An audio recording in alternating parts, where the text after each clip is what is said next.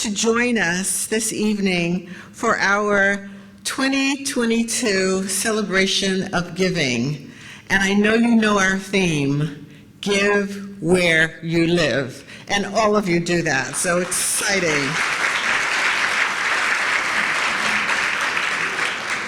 This is one night of the year when we celebrate the incredible supporters who fuel our work, our network of donors for giving so generously to our local community, and all of our local partners who are intricate to everything that we do in Montgomery County to make it stronger and a more equitable place to live. Of course, we look forward to saluting Mimi. Where are you, Mimi? Stand up, we gotta.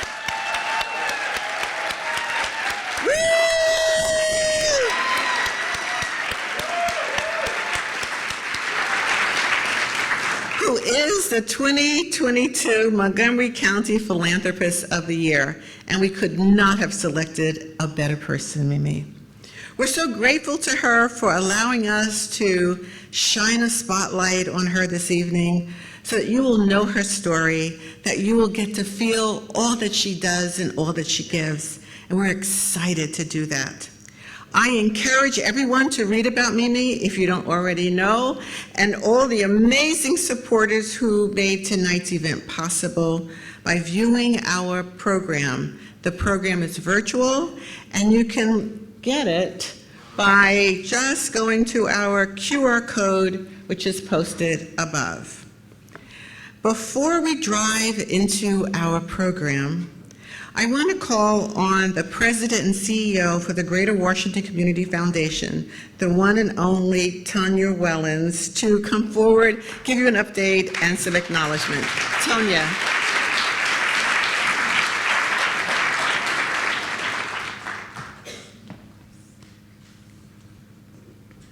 Good evening, everyone. And thank you, Catherine. Welcome, everyone. We're so happy to have you here this evening. You know, for nearly 50 years, the Greater Washington Community Foundation has been a convener and a catalyst for community change by igniting the power of local philanthropy, responding to community needs, and leading on critical initiatives. Thanks to the generosity of our network of donors, the Community Foundation has granted more than $1.5 billion since 1973.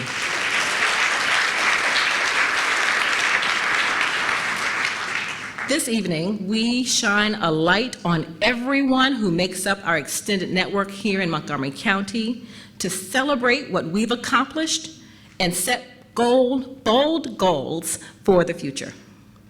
Of course, before we delve into our official report to the community, we must take a time to make some special acknowledgments of our supporters with whom none of this work would be possible. You will find the full list in the virtual program booklet, but I'd like to call special attention to our lead sponsors and community champions. At the 50th anniversary circle, we have Fine Earth Landscape Incorporated and the Cliff and Deborah White Family Foundation. At the benefactor level, we have Bethesda Magazine, Brown Advisory, Chevy Chase Trust. This crowd really loves the applause. I love it too. The Leader Family Foundation, the Meyer Foundation, MGM, and the UP Sircar Family Foundation.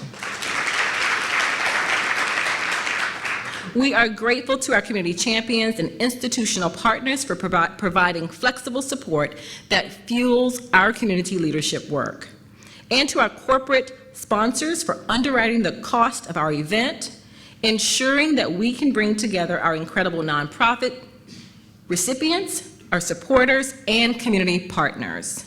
Everyone, let's give all of our celebration sponsors and community champions a big round of applause.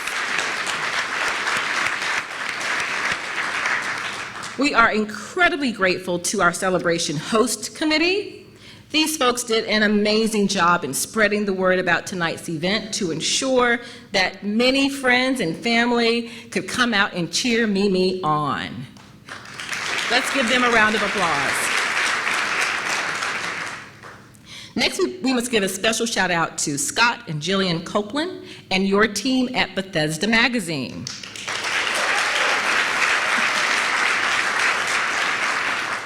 In addition to the beautiful profile of our Philanthropist of the Year, this holiday edition includes the annual Giving Guide featuring grant recipients vetted by our Sharing Montgomery Fund, which is a collaboration with donors who pool resources to support nonprofits making a difference throughout the county. Please be sure to grab a copy of the magazine so that you can read all about the amazing work of these organizations. Again, thank you, Scott and Jillian, for helping to spread the word about the Community Foundation, the great work of our nonprofit partners, and the inspiring example that Mimi Kress offers. Of course, we want to acknowledge Imagination Stage for hosting tonight's event. Thank you so graciously for opening your doors with this beautiful theater. Thank you, Imagination Stage.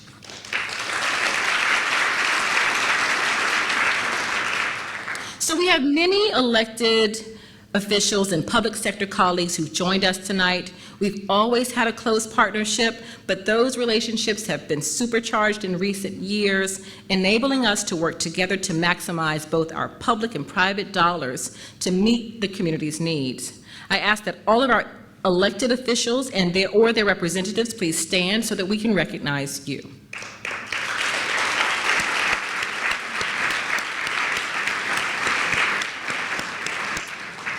And finally, I must thank the Community Foundation's board members and staff for your dedication and your hard work over the past year.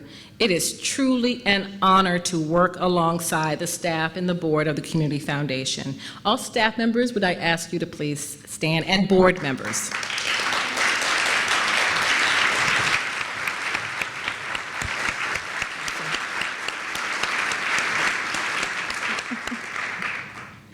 So before we turn the spotlight on our honoree, I'd like to bring up the amazing Anna Hargrave to join me in sharing our 2022 report.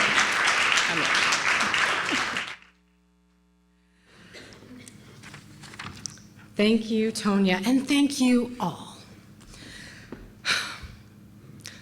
For just one moment, I would like to ask you to think back to March of 2020. Do you remember how isolating that felt? The exhaustion and the fear for the health of your loved ones and yourselves. Now, it would have been understandable for anyone to want to simply pull the covers over their heads and hide from the world. But that's not what you did. The people who make up our extended Community Foundation family stepped up. The first year of the pandemic, you gave at levels we had never seen, and then you kept giving. In our last fiscal year, we granted over $12.6 million to Montgomery County nonprofits.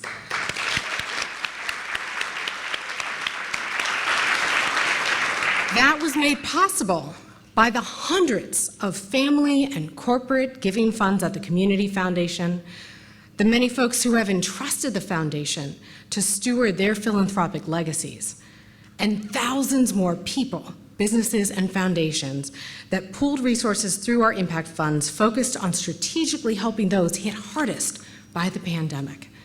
In fact, the grants from our impact funds are 4 times higher than what we gave pre-pandemic. To all our donors, thank you.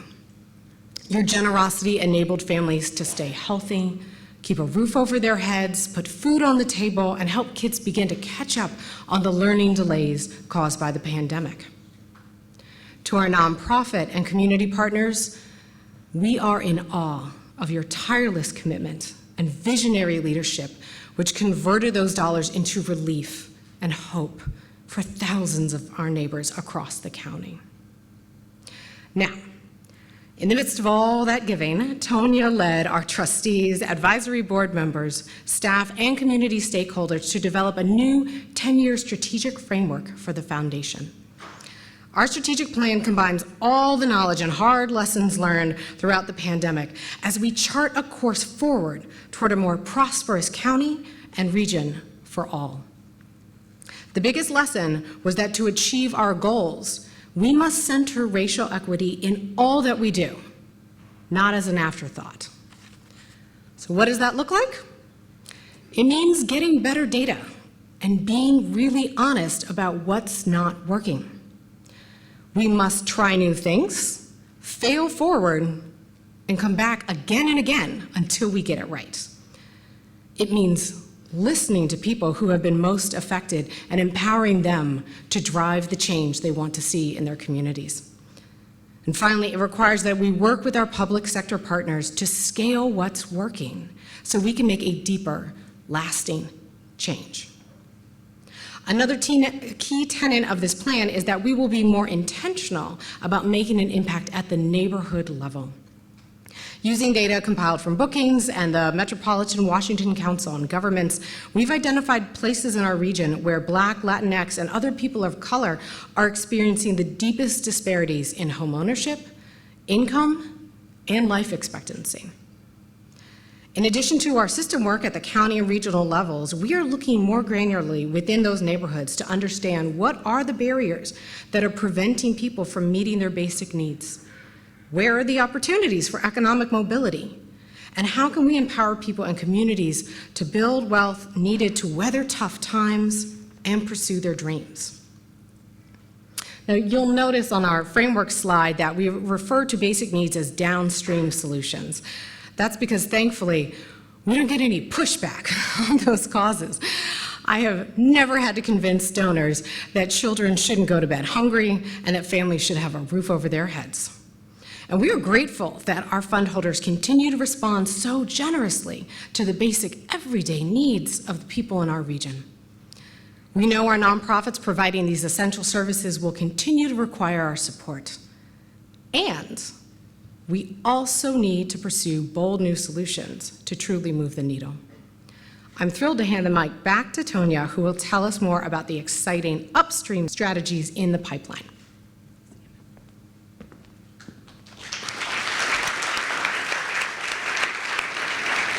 Thanks, Anna.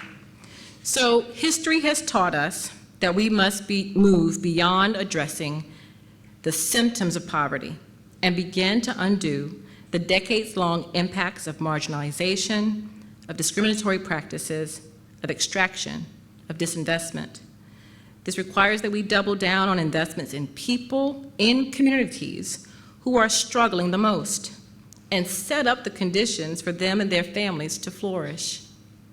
It means making sure our philanthropic dollars are not only providing stability, but also mobility. In the very near future, we plan to launch children's savings account pilots in partnership with local school systems. Using philanthropic capital, we will seed accounts for kindergarten students and contribute to them annually.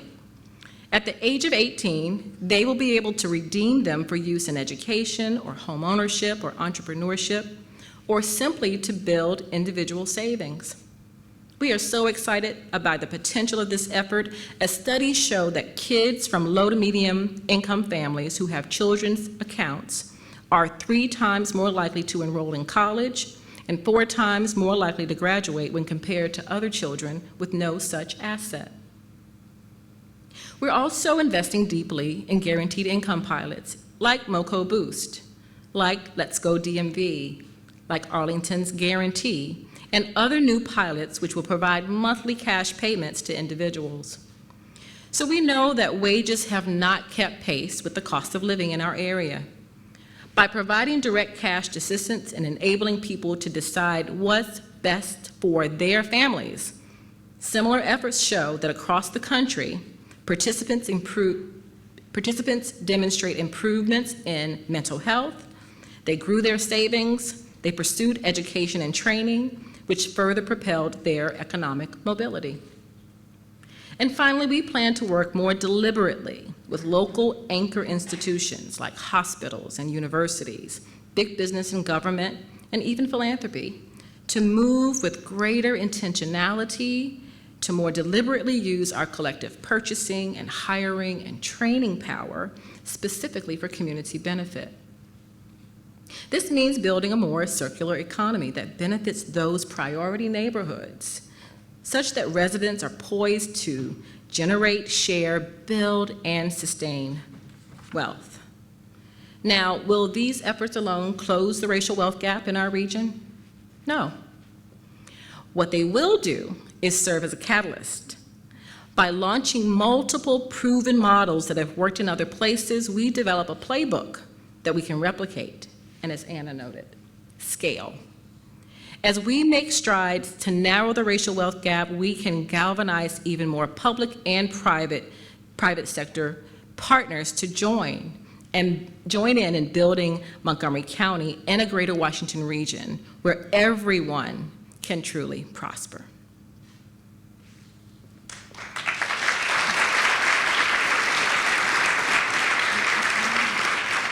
I want to thank our board members, donors, and community partners for standing with us as we chart a course toward a brighter future for our whole community. This journey requires us to galvanize more people than ever, challenging them to believe that we can truly build a community where everyone has what they need to thrive. Now, if you need inspiration on how to set and achieve big goals, look no further than our 2022 Montgomery County Philanthropist of the Year, Mimi Brodsky Kress.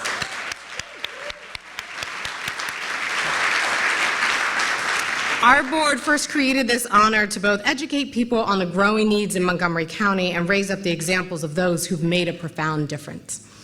In recognition of our founder, each year we present our honoree with the Clifford M. Kendall Award. Now, as you can see, our list of past honorees is quite an illustrious group. While they give to many causes, they share a common practice of becoming deep partners with our nonprofits, rolling up their sleeves to get things done. And our 2022 honoree is no exception. A third-generation Washingtonian, Mimi is the co-owner of Sandy Spring Builders, where she is one of only a few women builders in our area. Both personally and through the company, Mimi's philanthropic leadership has been game-changing for so many important organizations serving our community. I'd now like to call your attention to a video so a few friends and family members can tell you a bit about what makes Mimi so special. Mimi sets an inspiring example of what's possible when one is committed to building communities where all people can reach their full potential. She was raised with the idea of giving, and she also has the energy. She loves not just helping people with her wallet, but her time. She gives back to the community because she really cares. My mom taught me that we show up, and we show up because community is all that we have, and we build community together. Shares her expertise. She shares her network. I think one of Mimi's greatest attributes is her passion for everything she does, and that passion is contagious. I don't know how she does things in all the time that she uses, but I do know that somehow in her way, she carves out time. Both personally and through Sandy Spring Builders, Mimi has supported numerous important organizations serving Montgomery County. Mimi has started from the ground up in the construction business. It makes me very proud to be a part of Sandy Spring Builders and a part of that organization that gives back. And, Mimi's a driving force. We live, eat, and drink and work in our community. And I think you got to give back to that. I think we both believe in that. We are especially grateful for how she has championed access to mental health care, expansion of affordable housing, and nonprofits advancing social justice. For her, it matters that there is no stigma, that health is health, whether it's mental health or physical health, that your needs are being met by the community so that you can thrive. Since Mimi joined our board, we have tripled our program budget, which has enabled us to reach thousands more people and brought so much more awareness to mental health conditions in our community. Mimi and I share a passion for affordable housing. And I think Mimi, through her work through the Hammer Chicks and Habitat for Humanity, clearly demonstrates that commitment. They actually get out in the field and build. My wife participated in Hammer Chicks. She was sore for the next 3 or 4 days, and I know every minute she felt that soreness in her body, she knew that she had made a difference in the community. She demonstrates that it has to be, selfless. You don't give because you're getting. You give because it's just the right thing to do. The most beautiful thing she does is that anytime someone from the community reaches out to her, she's there. Mimi, thank you for setting an inspiring example of what's possible when one is committed to building communities where everyone has the resources they need to thrive. I love you, Mom. You're the best mom ever. You can hold everyone else tomorrow, but tonight we get to hold you. Mimi, congratulations on this amazing honor. This is so well deserved. Mimi's light shines on the community every single day, and we're all fortunate to have Mimi's light shine on us. We love you, Mom. Congratulations. Love you, babe. Everyone, let's give a huge round of applause. Mimi, come on up.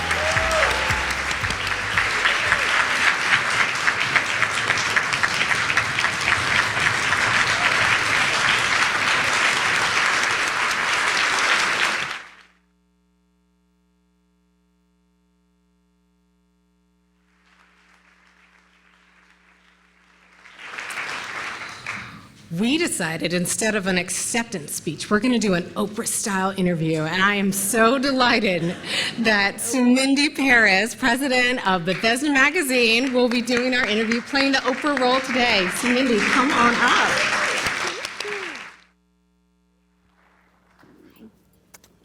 Alrighty. Are you ready? Sure. Do I have a choice? No. Okay. First of all, relax. There are no curveball questions here. Don't worry. Okay. Okay. Okay. So, what'd you think about the video? I loved it. I loved it. You looked fabulous in it. Thank you. And so did your family. Yeah. You got a good-looking family here. And friends. And friends. You pick your friends well. Thank you. You're one of them now. Oh, thank you. See? Well, Mimi, I am so honored to be here. It's hard to believe that I didn't know you a couple of months ago, and now we hang out all the time. And here we are today, and we're here really to honor you. Can you believe it? You are the 2022 Montgomery County Philanthropist of the Year. Let's enjoy this moment. Recently, I've been having the honor of spending some time with you. Particularly, I've had the chance to hang out with you in your causes. And one of the things I really notice and that I've learned from a lot of Mimi's friends is that you do a lot, but you almost do it incognito. Unless you're there, you don't really talk about it, you don't announce it, but you've been making such a big, huge impact in this community. And the reason we're doing this today, this way, since you don't really brag about yourself, I get to sit here and ask you questions, and everyone gets to hear about how you got here. So tell me, how did all this get started? How did you get involved? Tell us your story.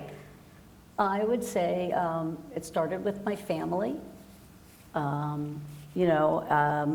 My grandparents came with very little when they came to this country, but they knew the importance of community. And my parents taught me very early on the concept of tikkun olam, which is repairing the world and making it a more equitable, tolerant, and just world by charitable acts, kind acts. So I kind of feel like it was in my DNA, and it was a legacy passed down to me, and hopefully that I've passed on to my children. And this is my community. I was born in Montgomery County. I went to BCC, raised my family here, and so this is home, and this is where I live. And I want our community to thrive across all levels. And we saw in the video, there's really two causes that kind of really fall into the center of gravity for you. And one of them is NAMI. And I learned, and I wrote this down when I went with you to the event, that 40% of adults in Maryland experienced mental health challenges last year, and many of them don't get the help they need. There's a lack of affordable access, there's a stigma, and it was very moving, and it's clearly something that I think a lot of us are even today in Leadership Montgomery, we raised our hands and said, do we know anyone that's been impacted? And pretty much everyone raised their hands. Why NAMI? How did you get involved in this? It's interesting that you said that at Leadership Montgomery. I have a pin in my car and it says, everybody knows somebody. And I think it's true that at whatever level, everyone at some point has struggled with some kind of challenges, and I have loved ones who have struggled. So it's personal to me, and knowing that it can be very scary. And my husband and I took a class, a family-to-family class at NAMI, and it was life-changing. I mean, it was like someone throwing us a lifeline when we just didn't know what to do, didn't know, and I, like I said, grew up here, didn't know how to access resources, what the resources were, and more importantly, that you were sharing with people who had similar experiences. Maybe not the exact same, but you came from a similar struggle, if I could say, so that through your different lived experiences and shared experiences, you could support each other, because it's difficult. There's stigma. It's a bit of an invisible illness in many ways. So before the class was over, I was asked to join the board. I'm not surprised. By a friend of mine. So I did, and I have some wonderful NAMI people here that my family-to-family, Michael's my teacher who is here, who is now the executive director at NAMI. She was not back then, but joined the board and, dove right in, was board president for 6 years. But I want to make sure NAMI is there for other people, that it's a resource. We have wonderful programs. They're free. People don't realize every NAMI program is free. Every class, support group, program is run by volunteers, and it's because people care. So it's important to me, and it's important that resource is out there for people, especially now after the pandemic. I think it's critical. And I think they're all very grateful to you for being an advocate for them and bringing that awareness. The second one, of course, is housing. Your whole career is focused on housing, and you made that a priority as well in your philanthropic efforts. And we saw again in the video with Habitat. What does it take to become a hammer chick? Ooh. There's several hammer chicks here. Raise your hand if you're a hammer chick. Those women. And once you, whether you're a hammer chick on my team or not, once you go on a build, it's pretty special. So tell me about your involvement with Women Build. So Habitat was easy for me to gravitate to because it's construction, and it's what I've done for the past 40 years. But it's also, not everyone has the benefit of affordable housing. And so I got involved with Habitat, first with their benefit breakfast, which you were able to come to last week. We have several supporters here of that, and I learned more about what they did. And then Phil and I took our company on a build, and we spent an entire day building, and it was, they loved us because we had skilled labor, but it was a great experience just being there, and then sometimes when you go, the homeowner would be there working alongside you. So 7 years ago, across the nation, they brought out this concept of Women Build, and I jumped right in. I said, okay, I've got the name, we're the Hammer Chicks, it's a great name. And do you have a marketing background? No, I know a PR person, a magazine person. We need a logo. So, it was an easy one for me, and I started my first team and just reached out to friends, business people to be on the team, and also reached out to those same people to support our team. when it comes to things like the NAMI Walk or Women Build, I'm a little bit competitive with my fundraising. I like to be the winner. But it was like, my friends that are here that have done it, like, they've never used a power tool before. So some of them would like to take them home. But, they get to learn. They get to work with, power tools. They get to build walls. They get to do demolition. And they're building an affordable home for someone in our community. They're actually building that person's home. So to me, it was a natural fit. And the thing about Habitat, people from Habitat that are here, is they make sure that Habitat subsidizes it. Construction costs are expensive, even before the pandemic. So Habitat uses the money they raise to subsidize the cost of building the home.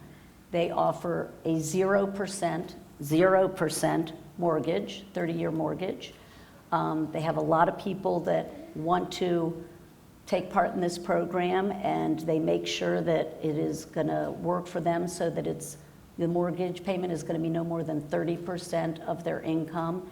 And they're changing someone's life. They're going from living potentially in a small apartment with 4 kids and not great conditions to actually having something new, something rebuilt, and something they can call home. And home ownership is important to all of us. So that was an easy fit. That's great. Well, in hanging out with you for these couple of months, and I noticed when you get involved, it's not into a light touch. I mean, you're all in, you dive all the way in. And you commit your time, your talent, your treasure. How do you do it? I get asked that question a lot. No surprise. Yeah, How many boards? It's kind of like the part about it being in my DNA. I'm a multitasker. It drives Michael a little crazy, drives Phil a little crazy. Sometimes I'm doing 3 things at once. Phil and Michael were discussing this the other night. But I do go all in. If I say yes, then I know I'm not going to do it any other way. But I've also learned to say no. My mother's proud of me when I tell her I said no to something today, because I can't do it all, and I don't want to spread myself too thin, and I think people can do that. So it was natural for me, and I'm a builder. I'm a connector. I like introducing people to my nonprofit loves and hoping that they'll see why I think it's important to help people in our community. Oh, you do it well. Thank you. One of the things that's also not always obvious is that people don't realize the magnitude of need in our county. We are one of the wealthiest, but also diverse counties in this country. And when, people just don't sometimes realize how much need there really is. And in fact, I have some stats here that, in fact, that I learned there's 60,000 kids, nearly 40% in our public schools, rely on free or reduced meals since their families are nearly in the poverty line. That was shocking to me, that in this county we have that much need. And not just that, there's so many other statistics.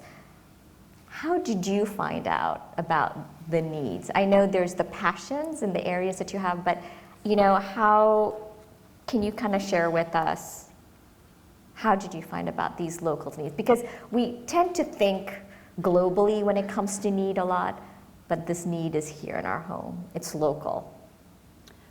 I think, that, all right, so I'm not sure this is where in my question, but I'm going to go with this anyway.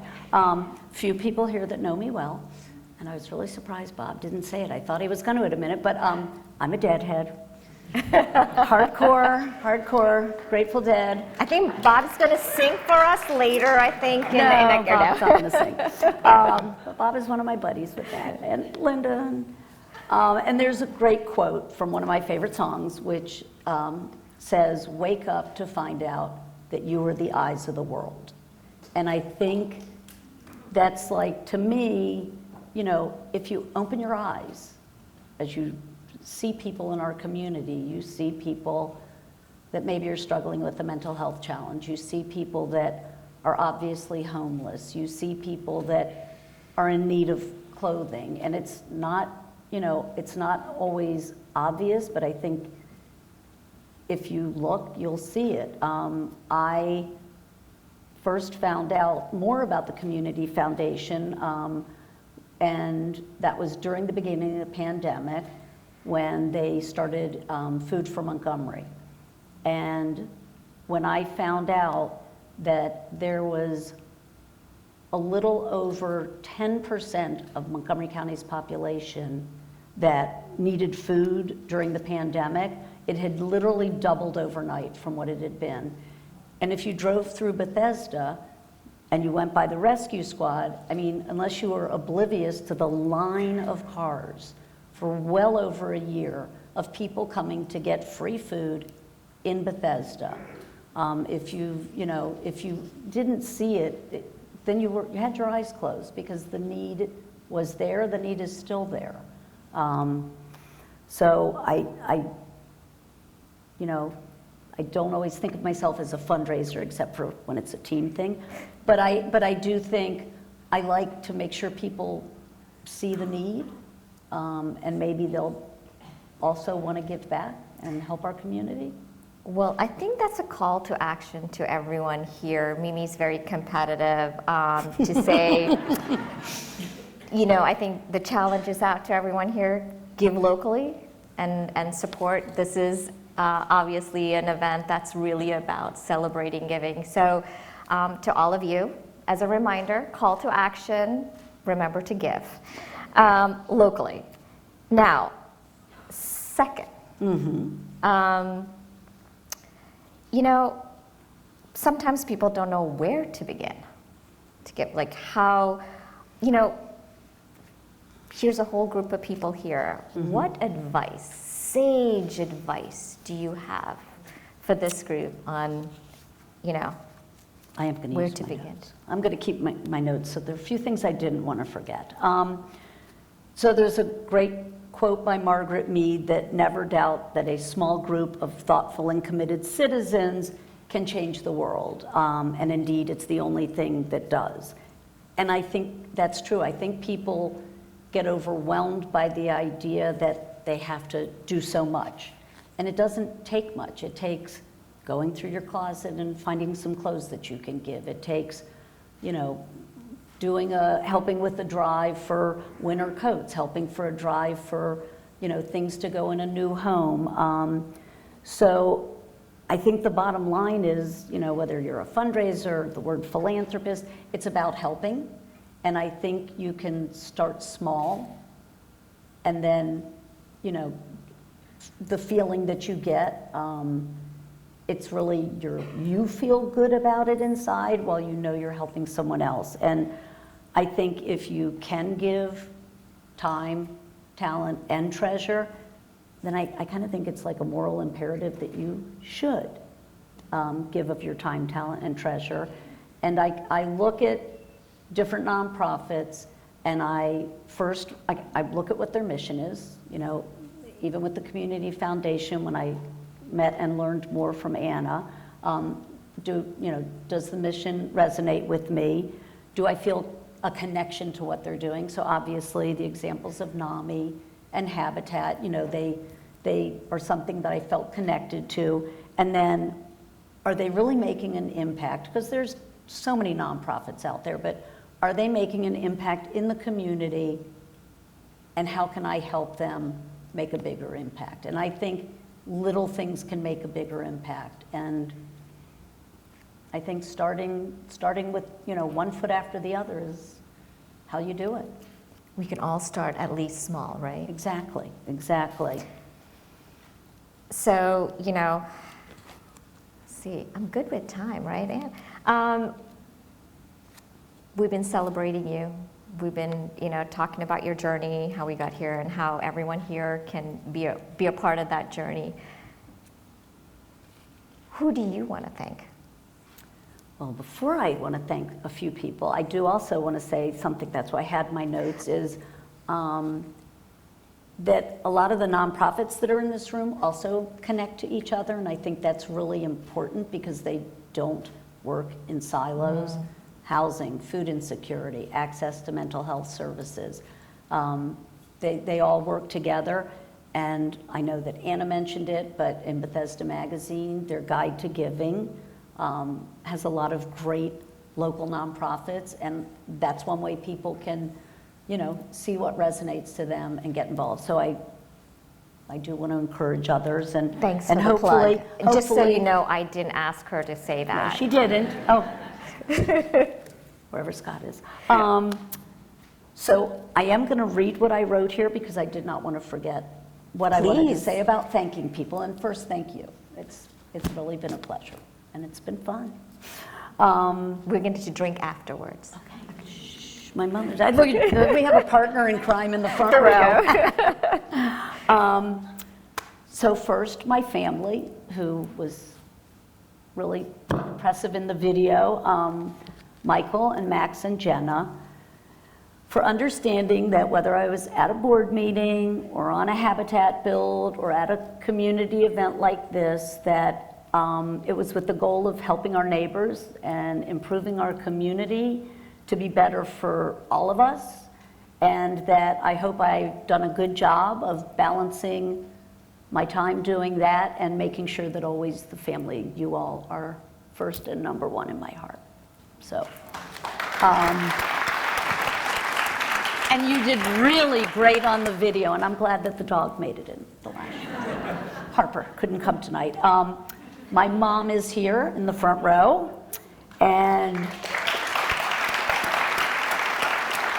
if you have not met my mother, you should. She's amazing. I won't say how old she is because she'll get mad at me. She really is an inspiration to me and to others, and she knows in her core, because she knew it from my grandmother, her mother, what it means to be a strong, independent woman and someone who stays active and stays involved and stays informed and really cares about the community. And she does that also, and she continues to give back. And so thank you for being a role model. I want to give a big thank you to all of the host committee, many who I know, who I'm thrilled with, that you went to all this effort, and some that I met at Bob and Linda's for the breakfast, and that's great, and I look forward to being with you more. All my friends who came tonight and encouraged others, and I have to especially thank Linda Youngentab, who really gave me my first introduction to the Community Foundation, and her husband Bob, who helped make tonight special. So thank you for bringing me here. And my business partner Phil, they spelled his name wrong. I noticed him. I never would have let that happen, but it's okay, Forrest. Just kidding. Phil is affectionately known as my day husband, and he has supported my involvement, as he said on the video, and made sure that our company could be a partner in taking care of our neighbors. And he is absolutely the first one to jump in, literally, physically. Number one, with his wife, Nikki, who runs an amazing nonprofit, Furnish Hope DC, if you don't know about it. Several people here do, but Phil will be the one. It is amazing, but you know, Phil never says no. He literally does the heavy lifting, and so I thank you, Phil, for letting me do what I do. And I want to thank friends and business associates who supported me, but I really might choke up on this with you too. I am so filled with gratitude for Joel and Bernie from Fine Earth. I just cannot believe how generous they were. And to do it as a tribute to me means so much. I mean, it will make a huge difference in the community. And so I thank you for that. I really do.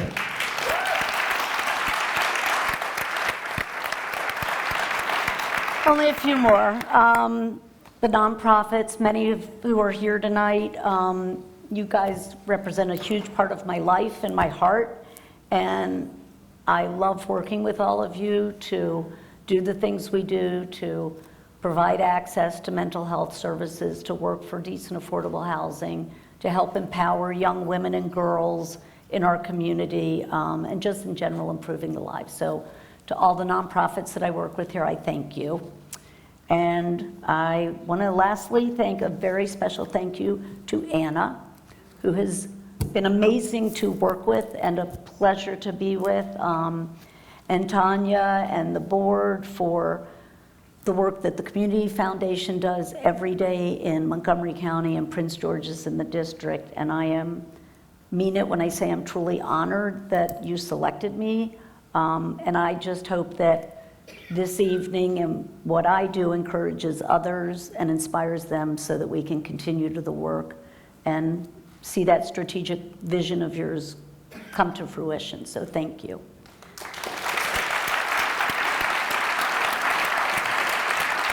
Well, that's a wrap, young lady. You're awesome.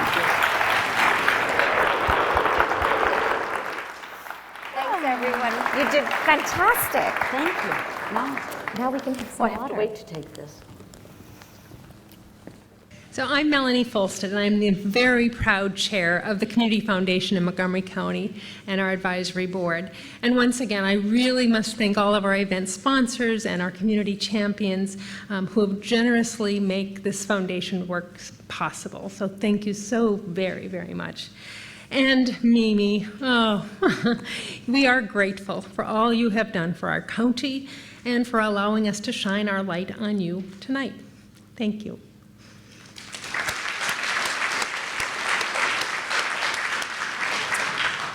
So to all of our new friends, I invite you to join us. You can open your own fund, build a legacy to support your favorite causes. You can team up through one of our strategic impact funds, and you can also become one of our community champions to fuel all of our vital work. Together, I know that we can make a more equitable, just, and thriving future for our whole community. I have just two final housekeeping notes before we wrap up. First, we have made a virtual guest book available so that everyone has an opportunity to congratulate Mimi and with their own personal message. So you'll find that QR code, I think, right there, and it's also posted out in the lobby. So please do take advantage of doing that, and we'll be sure to make your comments available to Mimi. And then secondly, please grab a copy of Bethesda Magazine on your way out so you can both read Mimi's story and also browse the Guide to Giving featuring our grantees. So now, I just say please enjoy the rest of your evening at our reception. You'll find this is an amazing crowd of generous, passionate philanthropists, business leaders, plus incredibly dedicated nonprofit and public sector partners. And I hope that you can all follow in Mimi's example by making a connection tonight and discovering just new ways to make an impact on our community. Thank you so very, very much, and have a wonderful evening.